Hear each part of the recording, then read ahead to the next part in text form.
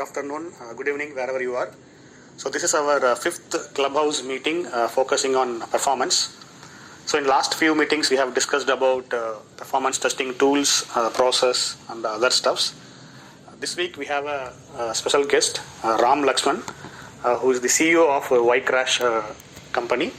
So yCrash is a RCA tool which will help you to deep dive into your performance and other issues so that you can optimize your application in production. So before we begin, let me give you a quick update on the yesterday's industry news.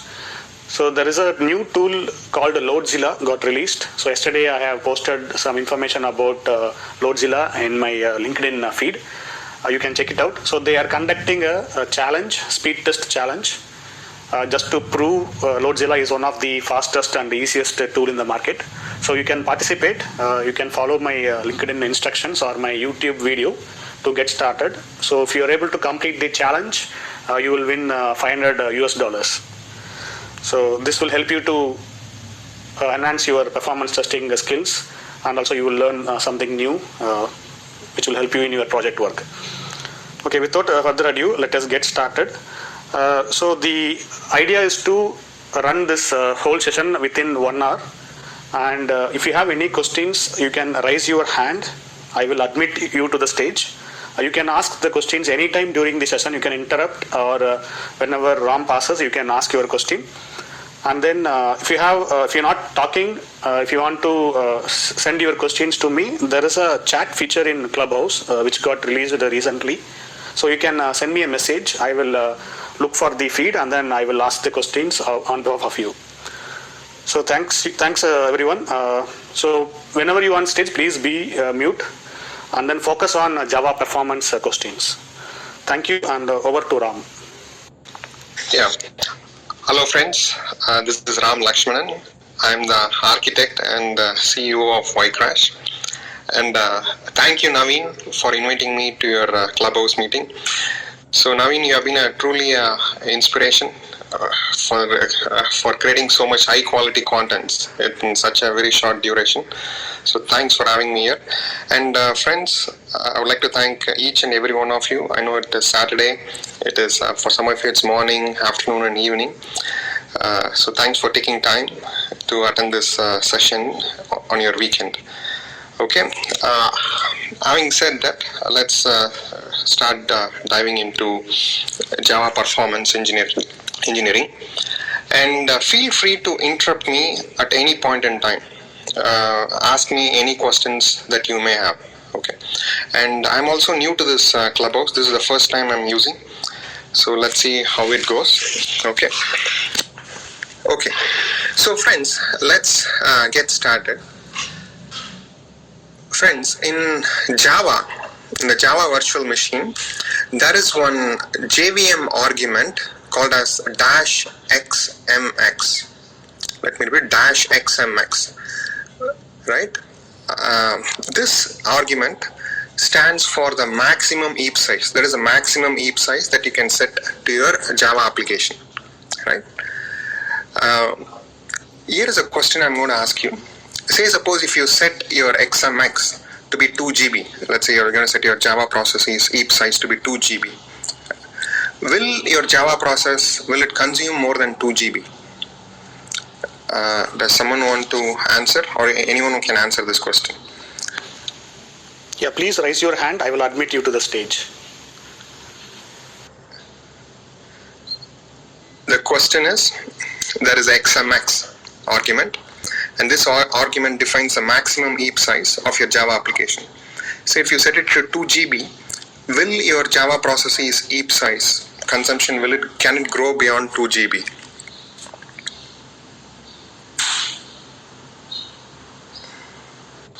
So my answer would be, it might be exceed 2 GB RAM. Okay, might be, it can exceed beyond 2 GB. Okay. That is my assumption, yes. Okay. Does anyone have a different point of view or a different thoughts?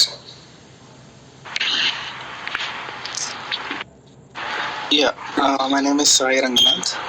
Hello, Sai. Yeah, it can. It depends upon the number of objects that are creating, and based upon the meta space as well, as far as my knowledge is concerned. And if the load increases, obviously the number of objects increases, and it might be required that more heap size would be required as well. Okay. So you're saying it can go beyond that XMX limit, what we are setting? I mean to say it might require it, but when we put XMX maximum value as a limit 2 GB, it will then stop there, and we'll see performance issues, and the JVM might be crashed as well. We need to restart it. Okay, got it. So Sai is saying it will not go beyond the 2 GB limit, but it may have some performance hindrances to the application. Got it. Does anyone else want to share their point of view? Hi, this is Shiva. Hello, Shiva. The heap size, the memory size can grow beyond 2 GB. It can go beyond 2 GB. Yeah. Very good. Okay. And we have some thread allocations as well, which are not part of the heap. So it can go beyond 2 GB. Okay, good. Okay, so thank you, sir. So friends, so far we have got 3 answers. One is it may go beyond. Other answer is it will not go beyond. Other answer is it will go beyond. so these are the 3 possible answers, and we got 3 possible answers as well. So friends, this is very subtle thing. Even a lot of very senior experienced developers doesn't know this. Actually, when you set this XMX limit, that is maximum heap size, your JVM's memory consumption, it will go beyond the 2 GB limit. It will go beyond the 2 GB limit. Let me explain how. See, your Java, the JVM, it has multiple regions. The first region is called as a young generation. So this is the region when, say, a developer writes a code, a new object.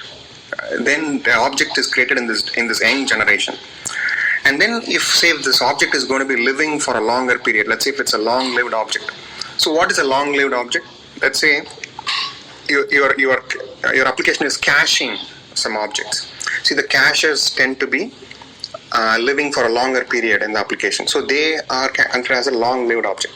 So those long-lived objects, the objects which have been living for a longer period, they get promoted from the young generation to the old generation. Right? So they go to the old generation. The second generation is called as the old generation. The objects which tend to live for a longer period, they go to this old generation. So when you set your XMX limit, you are only setting the size of your young generation and then the old generation. So when you set XMX as 2 GB, you are saying only my young generation size and then the old generation size is 2 GB. There is several things after that. The next thing is called as a meta space. Meta space is the next region in the JVM memory. So the meta space is the region where the metadata definitions which are required to run your program are stored. That's your class definitions, method definitions. So those kind of definitions which are required to execute your program, they go into this meta space. That meta space lives outside of this XMX limit. And the maximum meta space size that you can set your JVM is governed by the property -x max meta space. Don't worry about all these arguments. All these are available in our YouTube blog or in our blog. It is available. So after this meta space, there is another region. There is no actually name given to this other region. For our conversation, we'll call it as off-heap region. So, friends, we all know to execute Java programs, there is a vital thing which is needed. It's called threads, right? If you're running your application on a Tomcat server or IBM server or anywhere, there we create threads. Where does these threads go? So friends, maybe I will open it as a question. So the threads, does the thread goes into the young generation or to the old generation or to the meta space, or where does it go? Feel free to ask, raise your hand. Naveen can let you in.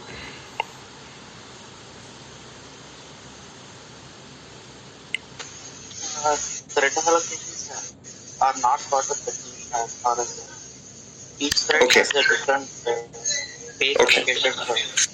Okay. So, okay, good. Shiva is saying threads are not part of your heap. He is absolutely right. So when some developers, when we create threads, or when the Tomcat application server has threads, those threads, they are not part of your young generation, old generation, or meta space. So they are part of your off heap region. They are outside. And how can you set the size of your threads? Right, you can set the size of your thread by the system property called as -XSS. That is a thread stack size. -XSS. So you can set it to 512 MB. 512 KB, 1 MB, 2 MB, 10 MB. You can set it to the limit based on your application's demand. So they go outside of this heap, and then your application creates a lot of connections. Like when a new request comes to your application, the connections are created, and your application is making connections to the backend databases, to the different APIs, to the different system of records. So all those connections require memory. So those connections are coming from this off heap, and then Java needs to do garbage collection. To do garbage collection needs its own memory. So that memory is coming from this off heap region, and then like your application is reading contents from the files and writing the contents into the file. That needs memory, the file descriptors. That comes from this off heap. And then let's say if your application is using JNI, Java Native Interface, which no modern application uses. Say JNI is a technology where back when Java was founded, C and C++ were very pervasive. So when people were trying to migrate from their C++ application to Java, Java told, we'll give you this connectivity. Like from your Java application, I can directly call the C and C++ application, and then I can interact. So that porting from C and C++ to Java would be easy. So if you're using JNI, the technology to connect your native C and C++ process, that needs memory. That memory comes from your off heap. So if you see, when you set the XMX, you are only setting the size of your young generation and old generation. After that, there is this meta space. After that meta space, there is this off heap. In this off heap is where the threads are stored, where the connections objects are stored, your file descriptors are stored, garbage collection is stored, the JNI, all those information are stored in this off heap, right? So the answer to my original question, yes, when you set XMX to be 2 GB or whatever the limit, your Java processes memory consumption will go beyond 2 GB. So friends, so when you do some kind of a capacity planning, like say your application, say you're going to set your XMX as 2 GB, right? That means what should be your memory size? What should be your overall RAM size? Right? You shouldn't keep it as just 2 GB, because after that you have to take the meta space into account, and after that you have to take this off heap memory into account, and then now you need to plan also for your application might be using some supporting services or supporting processes. Say you are monitoring using some cron job, there is some Splunk script, all those takes memory, so you have to take that into account. And then your kernel, your operating system needs some memory, so you have to take that into account. So you have to take all these things into account when you decide what should be my RAM size. Okay, making sense? So Ram, I have a question here. Sure, Naveen. So is there a way to identify the total memory which will occupied by a JVM for a particular process? Yes, answer is yes. But it's not in a, see, how to identify is, okay, let me take this question take it in a different way, rephrase it. There is one parameter like XMX that I can set which will overall limit my Java processes memory consumption. let me repeat the question. I'm going to rephrase Naveen's question. Is there is a one parameter that I can set which will limit my overall Java processes memory consumption? Unfortunate, sad reality is, answer is no. There is not one single property which you can set and say it can't go beyond this limit. So there are individual properties. Say to set your young generation and old generation, we have this XMX. To set your meta space, there's this max meta space. To set your thread size, see, there is this XSS. But XSS only defines one single thread size. Say if your application creates 1000 threads, say you are setting your XSS, the thread stack size to be 1 MB.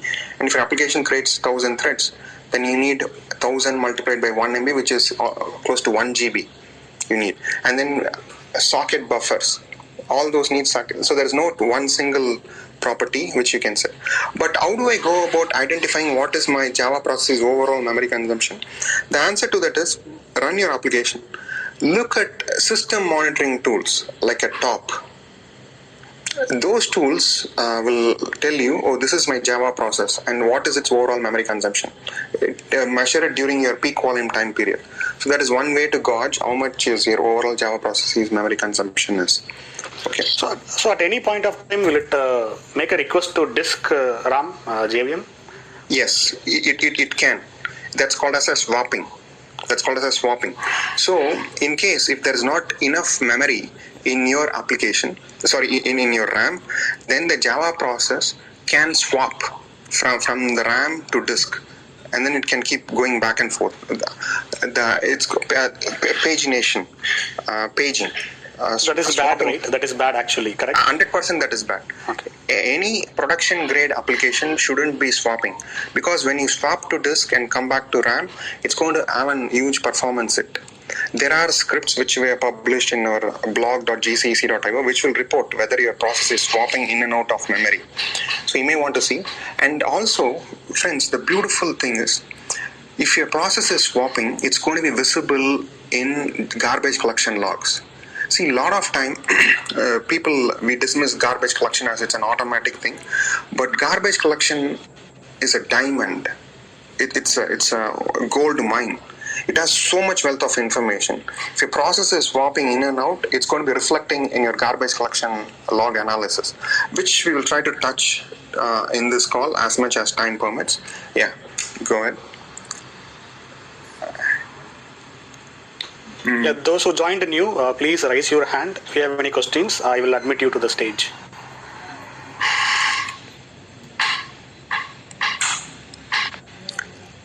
Okay, so let me keep moving. If any question comes, Naveen, feel free to stop me. I will definitely more than happy to take the questions in the middle of my talk. Okay, so now moving along. Friends, today there's a notion going on in the industry, it's saying that memory is cheap. People say memory is cheap. I don't need to care about memory because it is very, very cheap. And in a way, it is true, partly as well. See, in 1970s, I think the time before most of us were born, in 1970s, just one single byte of memory was $1. $1. That means if I'm going to take a photograph in my mobile phone, then the cost of that one to load that photograph into memory is $1 million. See, because roughly I'm making assumption that one photograph that I take in my mobile phone occupies 1 MB size. If 1 byte is $1, that means 1 MB is $1 million. So imagine if to load one photograph into memory was $1 million back in 1970s. So given so that was 1970s. Now we are in 2021. Now the cost of 1 byte of memory is a fraction of $1. .00 some value. So in a way, people say memory is cheap. It is true. Memory has gone very cheap. From this perspective, the cost has gone. But on the other side, developers, the development community, now no one cares about writing a memory efficient code. Let me come to that. But before even going in there, as a developers, as performance engineers, as site reliability engineers, as DevOps engineers, at the level we operate, there is 4 types of computing resources we deal with. One is CPU, other is memory, other is network, and then the next one is storage. Let me repeat.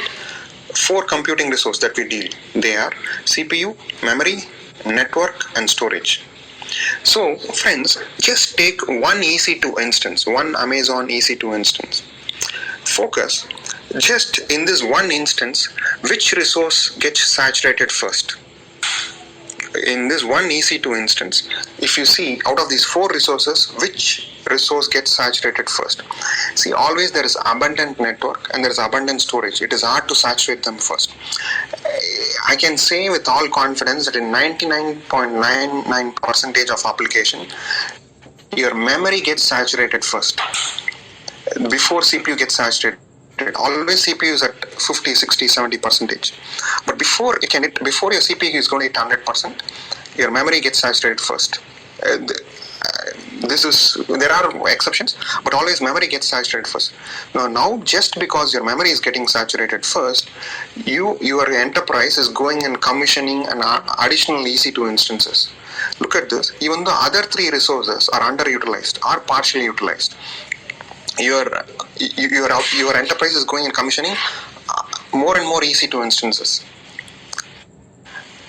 Okay, so if you see, let's park this thought here for a second, and now let's come back. See, friends, you can take a look at our blog.gcec.io or in our other blogs. We have published a white paper. I don't want to, I think I'm not I'm not blaming anyone or anything. The Spring Boot is the world's most celebrated Java framework available in the planet today as we are speaking.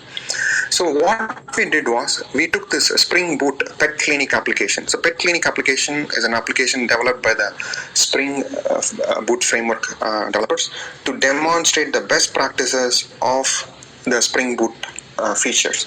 So they say, okay, this is the best way to inject the dependencies. This is how you'll configure the CDI. Those kind of things they are demonstrated. So we took that Pet Clinic application and then we conducted a performance test. And then once we conducted the performance test, we captured the heap dump of the tool, and then we analyzed that heap dump with a tool called Heap Hero. Heap Hero is a tool. So if you take the heap dump and put it into that Heap Hero tool, the tool will report you how much memory your application is wasting. There are a lot of tools in the industry which can report you how much memory your application is using.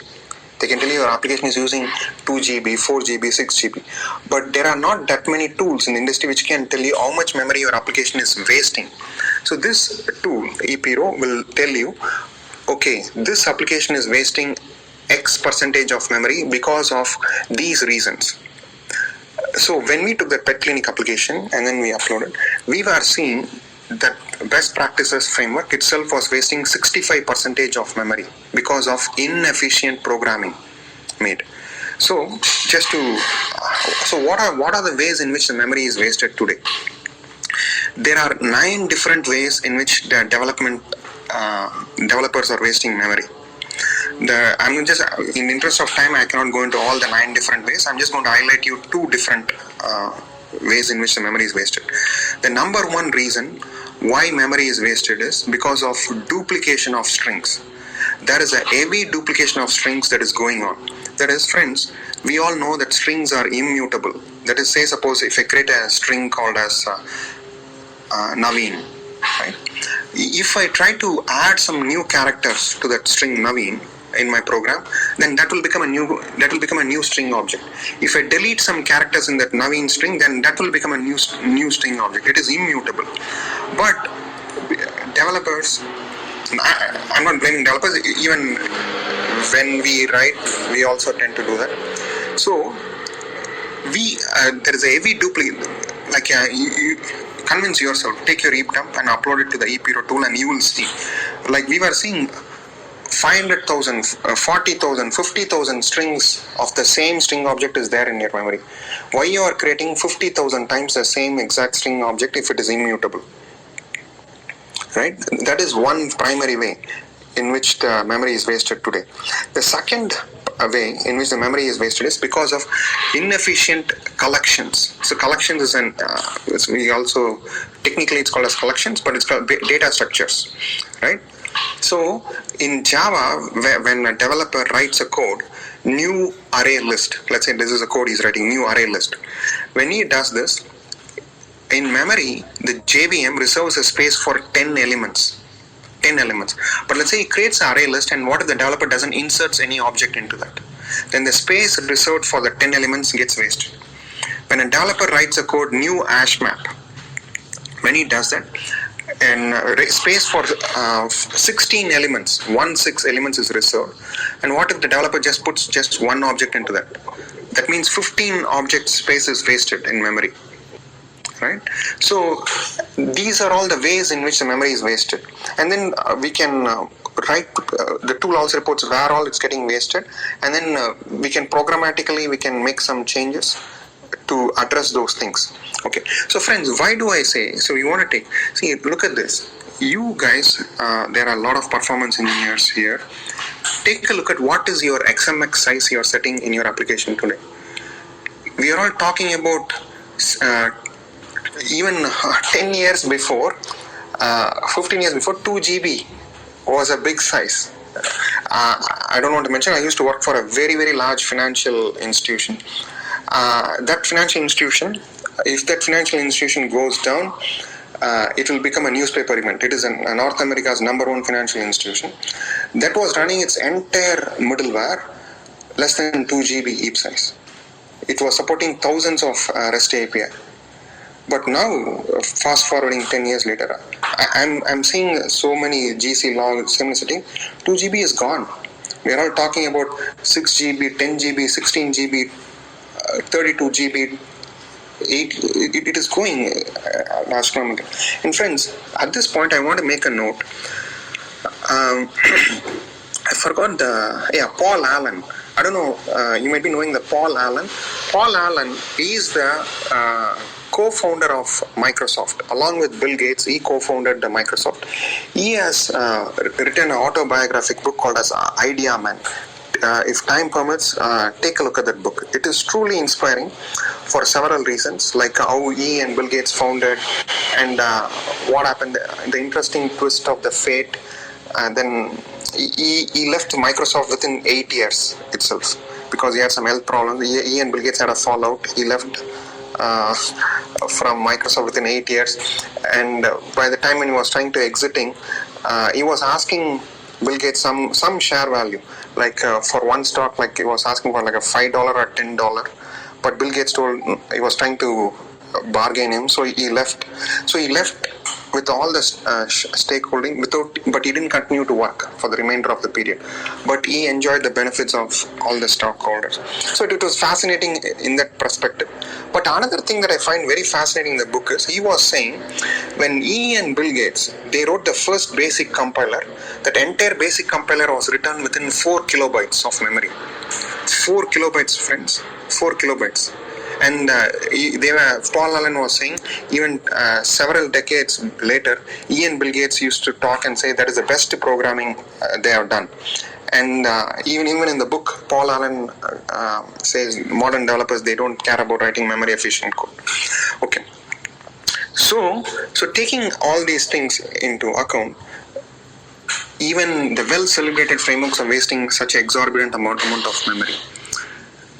And see, look at on the other side, just because of the four computing resource, CPU, memory, storage, and network, just because memory is getting saturated, while other 3 resources are underutilized, enterprises are commissioning hundreds and thousands of EC2 instances. On this side, 50 to 60% of memory is wasted because of inefficient programming. If you, as performance experts, if we can arrest that memory inefficiency, then what's going to happen? Your enterprise doesn't have to run on those hundreds or thousands of EC2 instances. They can run probably on 50% of the capacity they are running. If you go and say to your management, we can cut down your cloud cost by 50%, that's amazing. people are struggling to save memory in so many ways, cost in so many ways, and here there's one right, straightforward way which we can go and present it. Right? This is one perspective that I want to share. Any questions on this? If not, I can keep moving on to other topics. Those who joined new, please raise your hand. I will admit you to the stage. Yeah, hi Ram, this is Ganesh here. Hello. I have listened to your talks about this Jax London, about the GC crash course. I found it very useful and informative as well. Thanks for that. Thank you. I was just listening to your talk for the last 5 to 10 minutes only. 5 minutes only. Okay. But just not deviating from the topic, I want to ask one question for now. Reduction in many APM tools, right? The reason being I'm asking, I got a call. So the reason being I'm asking about the auto memory leak reduction in APM tool feature because I as a performance tester engineer, I felt like always doing a traditional method of memory analysis had given me a better, results or the outcome. But when it comes to tool-oriented deduction, I'm still thinking whether we should still go ahead with the traditional approach or the tool-oriented approach for better results. Okay. Sorry. When you asked the question, I think we got a call and I didn't hear you. So the question is, APM tools are suggesting auto memory leak detection. Should we go or should we go for the traditional approach? Yes. Is that the question? Yes, correct. Yeah.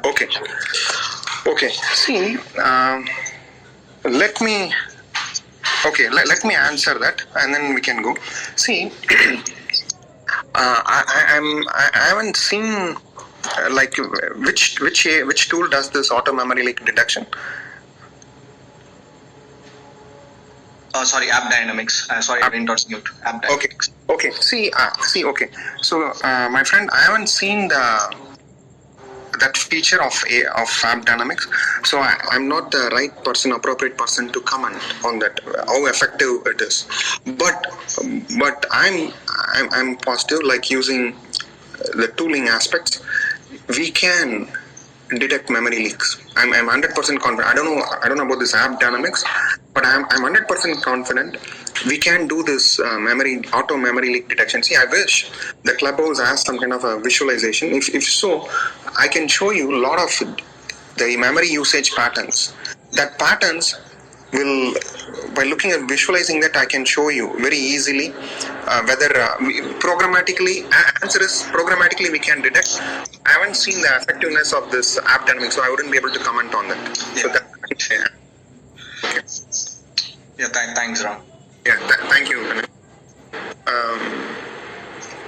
Okay, so friends, one for you to detect that auto memory leak. See, I think maybe we want to have a separate session where we can do the visualization and then I can talk to it. So that will be more effective. Okay. So any other questions? No? Hey Ram, Arun here. Yeah. Hello, Arun. Mm-hmm.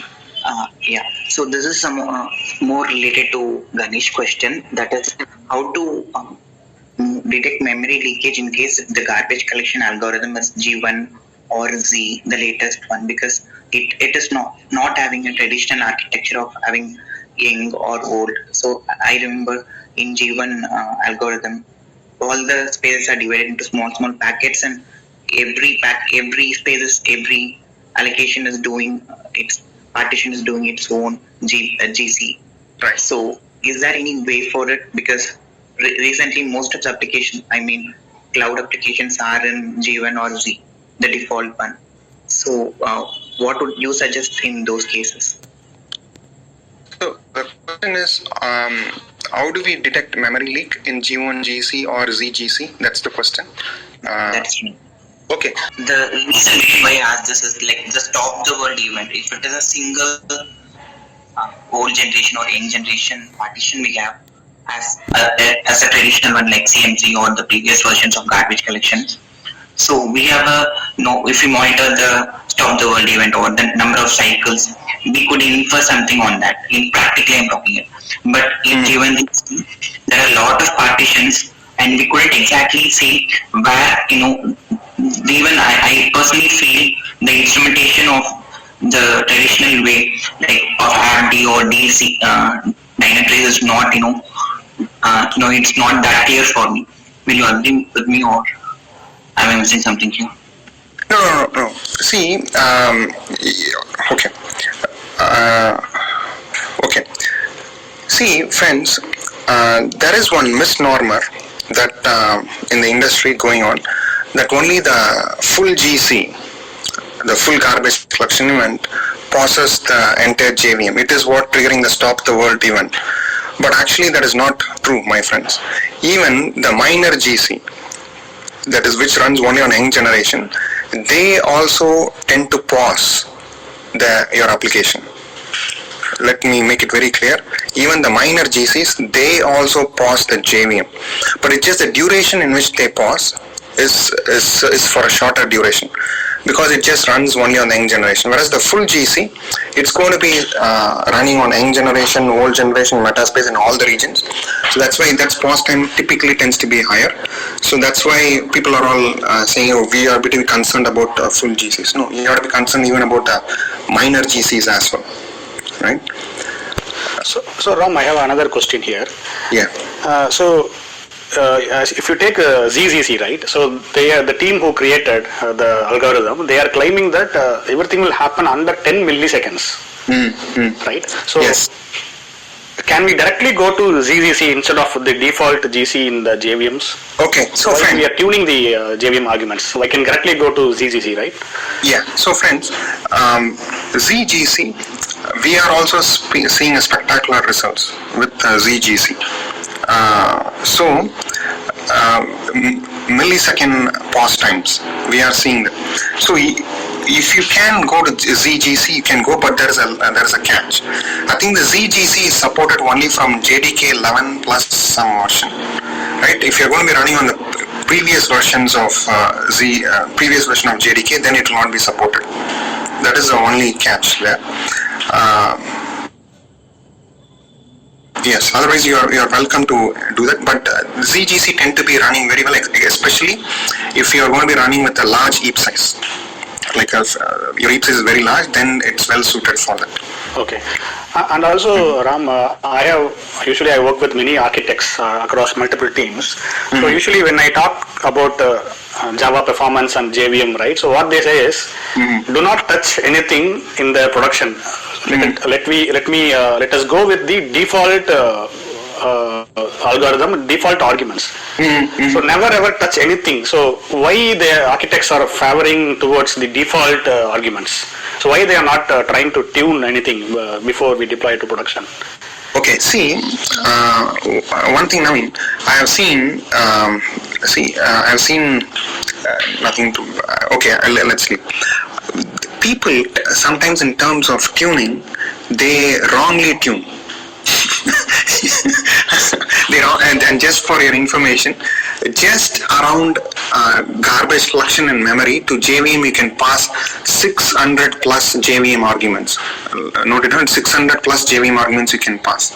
So what I have seen, people sometimes in G1 GC, when they are enabling a G1 GC algorithm, but they are passing the CMS settings, and they pass the parallel GC settings, and then they pass a deprecated property with the wrong setting. So I have seen that kind of wrong tuning. Several times it is done, and so rather than wrongly tuning, rather go with the default. Unless it's broken, unless you absolutely know that you want to touch, go ahead and touch. That is true. But friends, here I want to highlight one more point of view, one more important thing. See, when I was a junior developer, right? Still I'm learning a lot. But back in those days, I used to think, why people are making such a big fuss about this garbage collection? I always used to think, because see, garbage collection, okay, it runs, typically it pauses for a few seconds, It happens once or two times or three times a day. The full GC it passes. So why people are making so much hype? In so many conferences they are talking about it, and so many why this is being done. But now as I made garbage collection itself as my livelihood. As I keep going, it is truly mesmerizing. Whatever I'm learning is truly mesmerizing. See, recently we tuned the GC setting for one of the world's largest automobile company. I can't tell their name because of NDA and everything. See, this application processes several millions of transactions. It is their API platform. So when we took that, this application's overall response time, the average response time was 1.88 seconds. Let me repeat, it's 1.88 seconds. It is the overall response time of all the transaction that is coming into the application, not the garbage collection. This is what the response time of their platform, 1.88 seconds, that was the average. And then like a 0.7% of the transactions was timing out. They were taking more than 25 seconds. And then they were timing out. And friends, without making a single line of code change, or without making any architectural change, or without commissioning any infrastructural change, just by tuning the GC, just by making the GC setting changes, we were able to drop that average response time from 1.88 seconds to 0.95 seconds, under 1 second, we are able to bring it down. We are talking about a 49% reduction in response time without making a single line of code change. Just by making a GC setting changes, we were able to drop it. See, because friends, GC, okay, let me make a small deviation here. Like 30-40 years before, when C, C++ and other programming languages were at the peak of the ride, this automatic garbage collection was not there at all. As a developer, when I write a code, then after I write a code, it is a developer's responsibility to deallocate, to delete the objects that were created for that request, user request. So I have to do.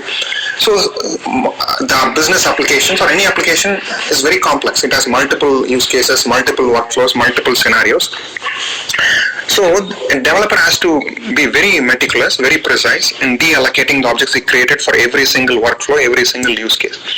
So even if he misses in one place, then what will happen? Those objects will start to grow. If it grows and if your memory gets filled up, then they get out of memory error. So out of memory error was very pervasive back in those days. In 1995, when Java came in, Java promised, hello developers, you guys don't worry about this deleting this object from memory. I am a platform. As a platform, I will do an automatic garbage collection. That is, you developers write only the code to create the objects. As a platform, I will detect what are all the unused objects, unreferenced objects in memory. I will go ahead and delete it. So even before Java came into existence, the other programming languages were doing it earlier, but Java made it as a big thing, and then it really took off in a big way. So any language that is developed after Java, today it has only automatic garbage collection. And in a way that is the right thing also. It is the right thing also. And developers really loved the promise when Java came. Oh, automatic garbage collection. They loved it because they don't know how to write the code to delete the objects which they created. And the management loved it because it was less out of memory errors. They really liked it. So what is the challenge with this automatic garbage collection? What is the challenge with this automatic garbage collection? There is two side effects, friends, which came with this automatic garbage collection. I'm not saying this is not wrong, this is what it is, but we can solve it. The number one side effect is CPU consumption. See, as we discussed earlier, modern application tries to create tons of objects. Say, guys, you won't believe. If you just send some vanilla requests, those requests creates thousands of objects to be serviced. So if you're going to create those thousands of objects, now the garbage collector, the JVM, has to investigate all those thousands of objects in the background to see, oh, is this object active? Is this object inactive? If this object is unreferenced, it has to investigate every single object. And then let's say which doesn't have the references. See, I'm just saying every single object, but it is very complex. Okay, this object is there, then it has to check who is referencing this object. Then it has to go and check that object, and it has to check who is referencing that object. So it has to keep on doing. So it is a heavy CPU consuming process. So I can easily say if your application CPU consumption is 50%, probably 30-35% of that consumption is taken by garbage collection, this automatic garbage collection. Because garbage collection has to be constantly keep on running in the background. So your CPU consumption went high, number one. And the second side effect that we got because of this automatic garbage collection is the pause times.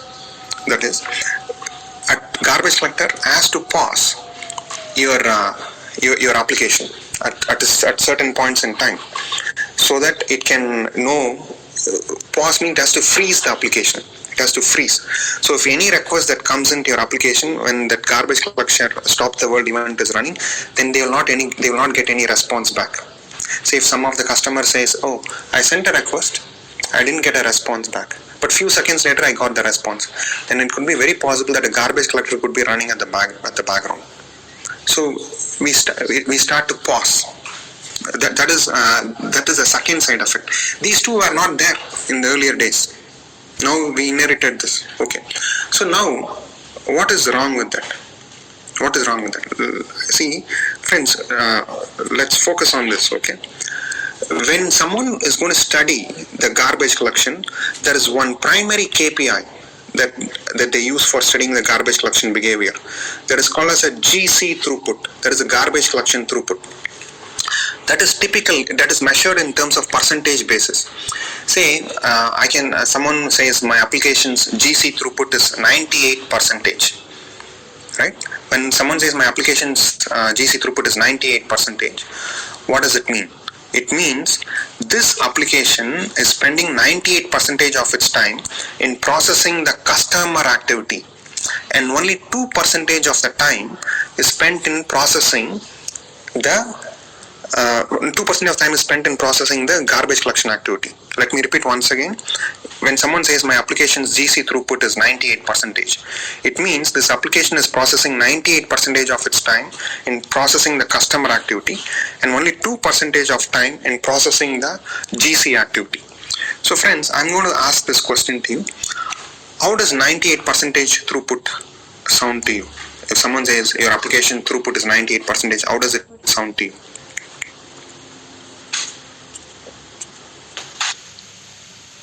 I'd say it is better. Okay, it is better. That's what Naveen is saying. See, friends, when I don't know who coined this throughput in percentage. Is a very, very, very clever person. Is a super clever person, but it's so much deceiving. Let's look at this. Our human mind is trained to think anything about 90% or 95% is a great throughput. Right? When someone says 98%, it means it's a good throughput, because if my daughter gets 98% in maths, I'm so happy. So human mind has been constantly trained to think 98% or anything about 90% means it's a good throughput. But friends, look at that cleverness here. I'm going to break it down for you. In 24 hours, if you take in 24 hours, and before even going in there, if your application has 98% throughput, it is phenomenal. That's what I have seen applications having 95%, 90%, 85%, 80% throughput and all are there. You can find what is your application GC throughput by taking your GC log, and if you upload to GCEC tool, that's going to report you what is your GC throughput. So now, let me break it down. If it's 98% is your GC throughput, look at this. In one day, there is 24 hours. It means 24 hours means 1,440 minutes are there in one day. 1,440 minutes are there in one day. That means when you say 98% throughput, that means 2% you are spending in garbage collection. 2% means it is 28.8 minutes your application is spending in garbage collection. Let me repeat, 28.8 minutes 2% means. It means let's say it's half an hour. So for half an hour, your application is freezing, it is pausing, if it has a 98% throughput. And this is just I'm talking about one JVM. Say, what if your application has 2 JVMs? That means for 1 hour it is freezing. It is not responding to your customer. What if it has 10 JVMs, 100 JVMs, 1000 JVMs? Do the math. How many hundreds and thousands of hours your application is pausing in one single day? Right? See, it is like say let's just take one server. 98% throughput means 2%. It is pausing. It is not doing any work. It is like my application. There is a 30 minutes. 2% means 30 minutes. So one server for 30 minutes it is going for a holiday. Even though we are paying. Even going on a holiday is better, my friends, because say if I go on a holiday, there are my other peers in my organization to do my work. But now, when you say, when JVM is not even going on holiday, it is sitting there, and then it is not responding to the customer traffic. That means what? I am going to office, my management is paying for me, but I am sleeping there, which is much worse, and I am not doing my work. So one server, if you have 98% throughput, 90%, if you take your application, be happy if you are seeing a 98% throughput, because the throughputs numbers are very 90% means that's considered as a very great throughut. But Ram, is it sitting idle or it is doing other activities? No, it is not doing any activity. But who is doing the GC then? No. See, when GC is being done for the 2% of time, but then when it's doing the GC activity, no customer transactions are processed. But it is doing cleaning up the unreferenced variables, correct? It is cleaning up the unreferenced object. When it's cleaning up the unreferenced object, my application is not servicing my customer transactions. My customers are not, if any request that has come to me, to my application, is not going to get back any response. Got it. So, but that's the purpose of the GC, right? I mean, it has to do its job, correct? Remaining 2%. Yes, it has to do its job. See, it has to do its job. But the question is, does it have to do for 30 minutes in a day? Okay, to optimize the GC throughput. Yes, correct. You need to look at optimizing that. That's the point I'm getting. You need to optimize the GC throughput. Say, in 24 hours, can I sleep for 16 hours, 20 hours? Then who is going to do my work? Right? This is not even this machine. It has to be running. See, like this is like Java, not Java. This is true for any modern programming language. Look at this, guys. I am buying a world's fastest car, right? Most expensive car. But then now this car, when I'm trying to take it for a test drive, it is stopping every bit, and it's not accelerating. It is not moving forward in the road. It is stopping. Oh, I go for a 10 feet, and then it is stopping there. And then once again the garbage collection complete, then once again it's moving. Think how it is. That's what it is happening today in today's world. But since just because it is pausing for a very, very small duration, we are not noticing, but it is pausing. My car has to run. It has to keep on going. It can't stop in the middle of the road. So take a hypothetical math, friends. So if you're having a 98% throughput, that means just on one server you're responding for 30 minutes. When we did the math, say if you're a very large we took a math. If you're a very large corporation who is running on thousands of servers, they are wasting millions of dollars. We did a math, we took an EC2 instance. Say if you are running with 1,000 servers, you are wasting like $100,000 minimum.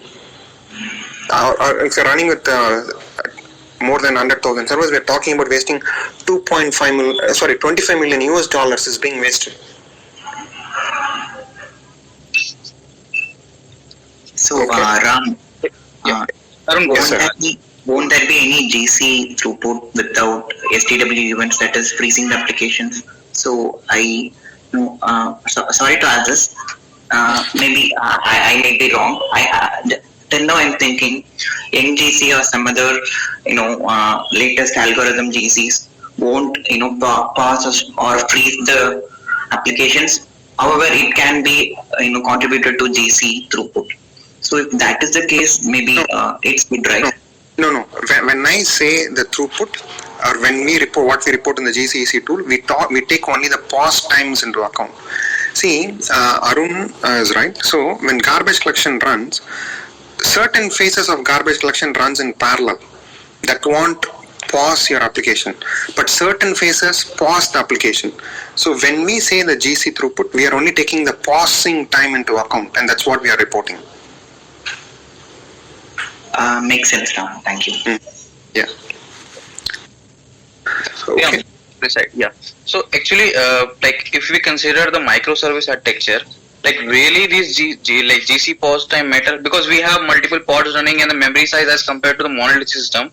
Like in monolithic system, we have 32 GB of RAM available to be cleaned up. But in microservices, we hardly have like small pods. Like GC runs for a very small duration. So does this pause time really matter in that particular architecture? Yes, it does matter. It does matter, because even if you're running in say we're running in 1 GB or even fine kind of thing, there also you're going to pause. But maybe your pause times may be smaller, but there also you're pausing. You are passing. It does matter there.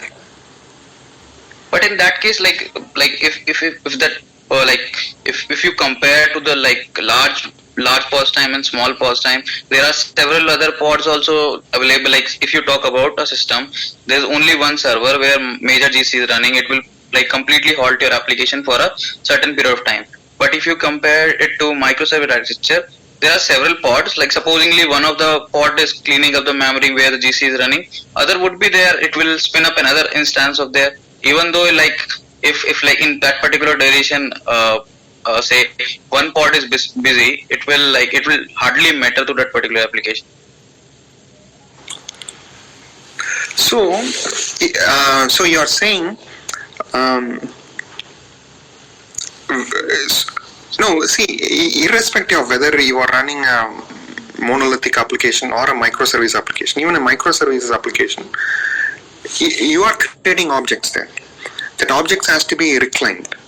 And then if you're going to reclaim, it is pausing. Maybe the pause duration and number of times it is pausing, maybe it will be varying in between the monolithic deployment and the microservices deployment. But here also it does matter. See, maybe what you can do, you can enable the GC logging on your microservice pod, and then try uploading. You can use the tools, any tool which report the GC throughput, and then take a look at it. What is doing the GC, then that request has to wait. Okay, right? Suppose if you have a service miss something, right? Some orchestration the traffic. So once the service miss takes the request, it will send it to the pod. So it reach the pod, but the pod is doing some GC activity, right? Then the response time might elevate at that time. Yes. Yeah, agreed. Yeah. Mm-hmm. Yeah. See, friends, I don't understand this.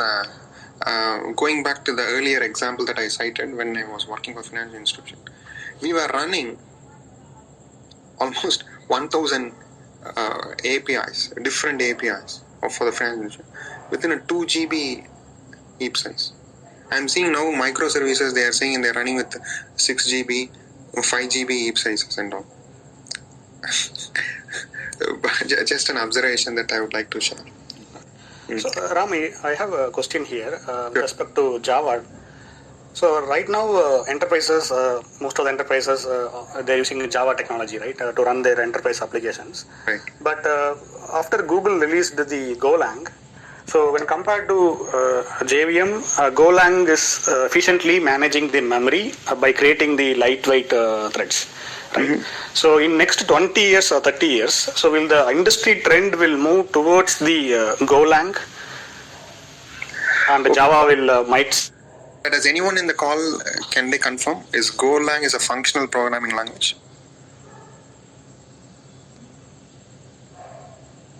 Okay. So,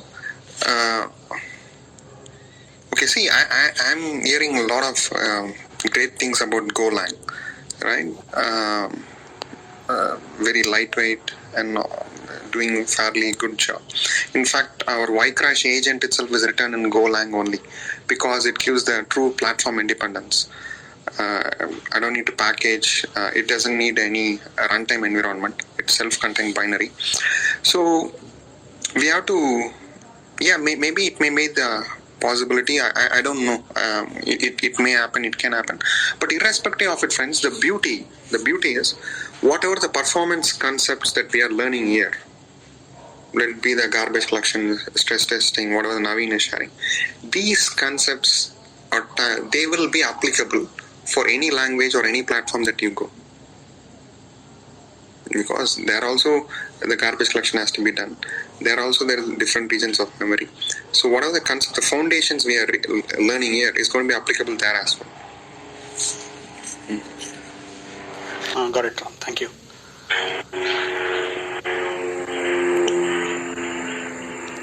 Those who joined new, if you have any questions, please raise your hands. We are almost done with the session.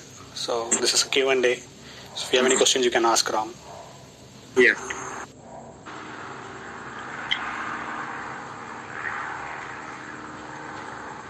Hi, Ram. Hello. So Ram, I have one question. That is, being amateur to performance engineering.